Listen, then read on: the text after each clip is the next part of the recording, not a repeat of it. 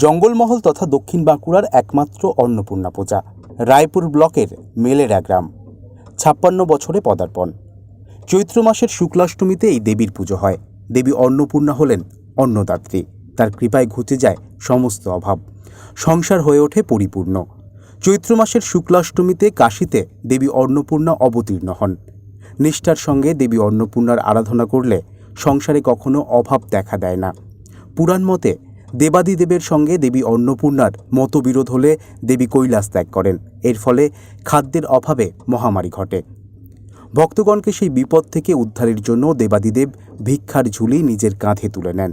কিন্তু দেবীর মায়ায় ভিক্ষারও আকাল ঘটে, অর্থাৎ ভিক্ষা মেলে না। অবশেষে দেবাদিদেব শোনেন কাশীতে এক নারী সকলকে অন্নদান করছেন। দেবীকে চিনতে মহাদেবের একটুও দেরি হয় না। অবশেষে মহাদেব দেবীর কাছে ভিক্ষা গ্রহণ করে ভক্তদেরকে মহামারী এবং খাদ্যাভাব থেকে রক্ষা করেন। চৈত্র মাসের শুক্লাষ্টমীতে মা অন্নপূর্ণার আরাধনায় মাতল মেলেরা গ্রাম।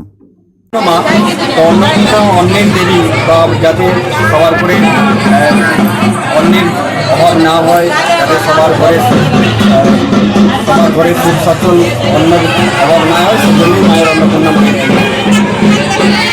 পুজোর বার্তা, যাতে মেলা মানে সবাই একসাথে উপস্থিত হওয়া, সবাই একসাথে সবার সাথে দেখা হওয়া, আর পুজোর সাথে সাথে যে আমাদের সামাজিক সচেতনতা, গাছ লাগাও, গাছ বাঁচাও, এই মানুষকে সচেতন করা, এইসব নিয়ে আমাদের।